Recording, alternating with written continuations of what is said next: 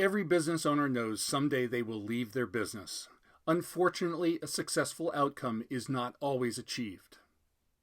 Hello, I am Doug Marshall, and today I am pleased to introduce you to Arnie Hendricks, who has been a guide to many business owners as they prepare to exit their business. Arnie Hendricks has 30 years of senior management experience with a special focus in financial and operational management of small to mid-sized companies. For the past 29 years, he has independently consulted with over 350 companies, helping them solve issues which prohibit their profitable growth and prevent owners from increasing the value of their businesses. Arnie has empathy for his clients. He knows working hard to build a successful company often provides many rewards for the owner in both personal satisfaction and financial security. Too often, however, owners do not adequately plan for their exit from ownership and thus do not receive full value for the business they have built. Whether the exit involves family, management, or an external buyer, it takes time to properly implement an exit plan that assures the value is maximized and the legacy is preserved. Thank you for watching as I have the privilege to ask Arnie 3 questions about the principles and process of a successful ownership transition. Arnie, it's great to have you today, and I'm looking forward to these next 3 questions. Thanks so much for taking the time. Yeah, my pleasure to be here. I appreciate your putting this together, and I look forward to helping those that may be able to listen to this. Great, let's get started. Very good. So Arnie, one of the services, and you provide several different services in your company, but one of the services that you provide is exit planning for business owners. Right. And one of the things that really intrigues me is that you have 3 principles you bring to the table when you apply that in your work with them. And I'd really like for you to talk about those 3 principles and give some examples and insight into each of those. Yeah, that'd be great. Yeah, a lot of times, owners want to get directly into the value and the process and such, but, I try to back it up a little bit and to help to set some ground rules and just to make sure we're on the same page. And one of them is to have a goal of having the relationships that the owner has as good or better after the transaction as before. And there's always a lot of stakeholders in a transaction like this, and especially if the sale is to the children, or if the sale is to the management team, which are like family to a lot of owners, and even if it's to a third party. Because there's so much discussion and valuation, and there's a lot of money at stake a lot of times, and there's terms and conditions, is to really look at it from a standpoint of trying to keep those relationships intact so that after the deal is done, you can go back and still have that relationship. And I guess as we talked about in family, is you're still going to get together for Thanksgiving. So you want to be able to have a civil conversation even after someone's bought your company. So that's just something to kind of keep in mind. And so we don't throw away relationships as you're getting a deal done.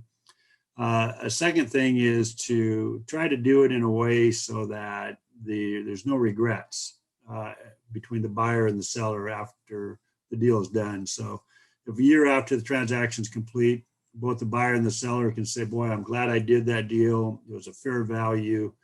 If the buyer is going to say that he's got a good future with the business, the owner can say that their business was left in good hands and they can see how it's being run.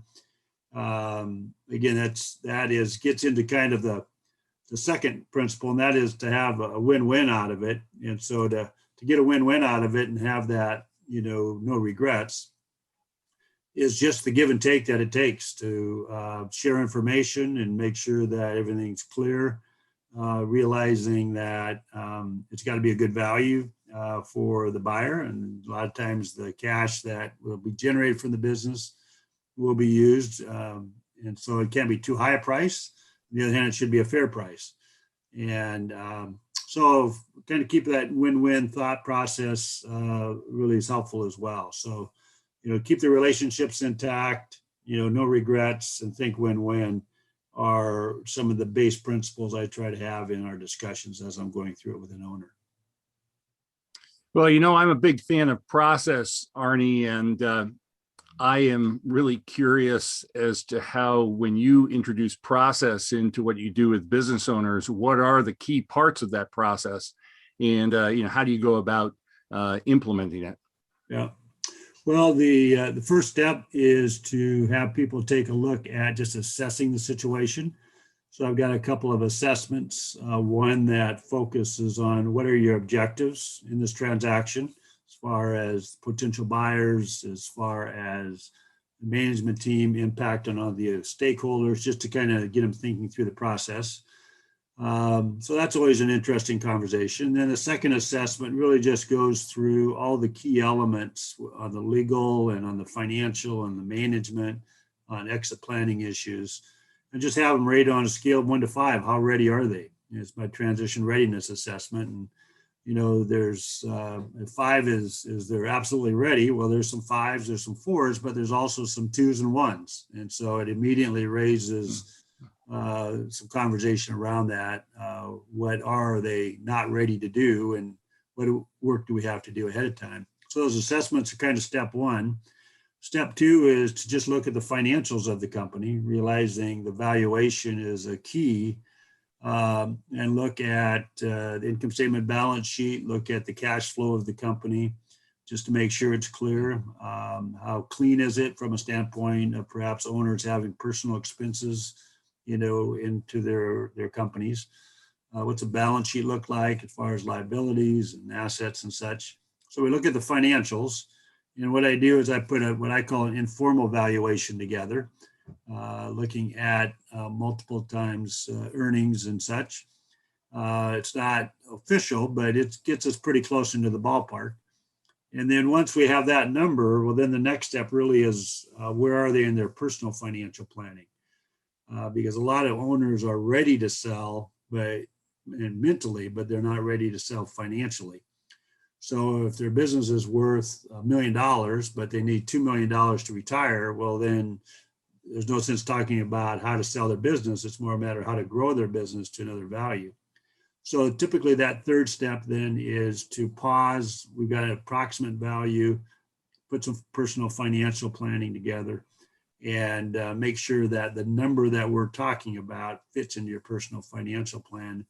Like I'd say probably half of the people I talk to, even they're in their mid 60s, have never really done any personal financial planning. And so they've got to find somebody, they've got to get organized, and that can take, several weeks or longer. But they realize that what they don't want to do is to sell their business and run out of money when they're 75 years old, right? That doesn't do anybody any good. So they got to have a plan, and whether they got to change their spending, whether they've got to grow the business. And then once they have that, and they says, okay, I got my personal financial plan, the value of the business makes sense.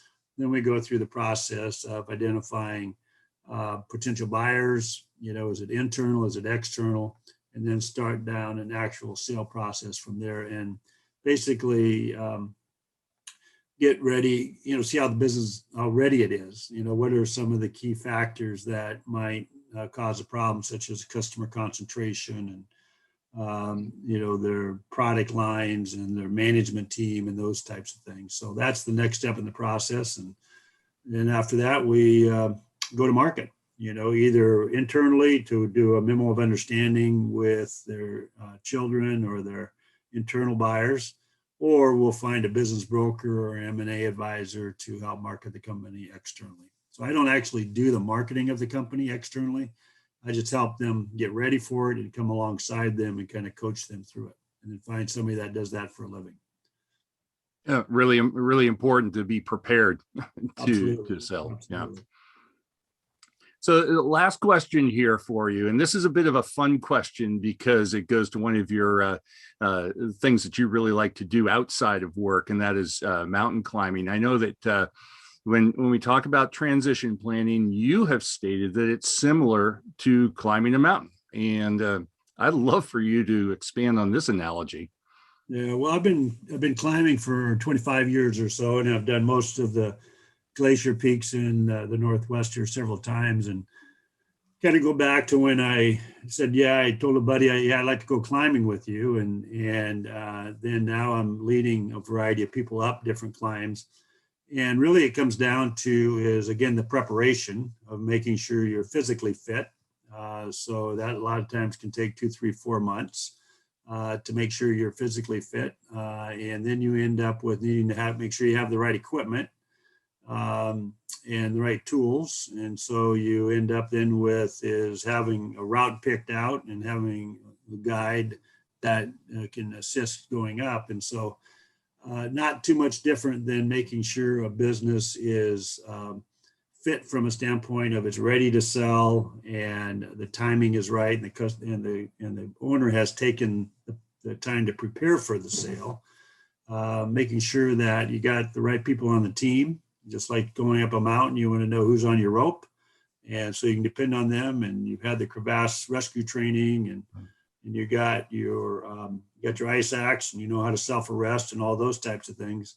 Is that the assessment process and making sure you got the right team as far as someone like myself, perhaps to coach through the process. You got a personal financial planner, you got a tax advisor, you got an estate planning attorney, you got a transaction attorney. So you got the right team pulled together and you pretty well identified what the goal is. Again, it's a matter of not only just the price that you want, but also the way that the buyers will run your business. A lot of times business owners have built their business and have been in it 20, 30, 40 years. So their legacy is important to them. And so just like you when you're trying to get to the summit, you end up with knowing what you're going after, right? And so that you have that objective at the end. And then what also comes to mind is oftentimes you get to what's called a false summit and you think you're at the top, and not unlike when you're selling your business, it says, well, this isn't too bad. Then you find out there's the amount of due diligence and the purchase agreement that you got to slog your way through. And that last 2 or 3 months is kind of like going to the real summit from the false summit. It's usually a little steeper. You usually wonder if you're going to make it, but then sure enough, a step at a time, and you reach the summit and you reach your goal, and you feel pretty good on top. So that's kind of the analogy that I walk people through, and some people get it, if they've been doing some hiking or climbing and those kinds of things. But it really is, it takes a team and it's a process, and you need a plan. So it's been kind of fun to use that as far as helping buyers to understand the process that they might be going through. Mm-hmm. That's a great analogy, and I think that you could write a little pamphlet on that at some point in time. I'd encourage you to do that. Yeah. Well, thank you so much, for sharing some of your insight, and I hope that this benefits business owners that are thinking about selling their business, or even if it's a long time before they're looking to sell their business, that they're doing the things to prepare them better to put themselves in a better position. The best thing, Doug, is for people to take 3 years minimum, but 5 to 10 years is not too early to start thinking about it and setting the stage, and so that you really have a successful process and exit at the end of the day. Well, thanks so much, Arnie, and have a great weekend. My pleasure. Take care. Thank you. Bye now.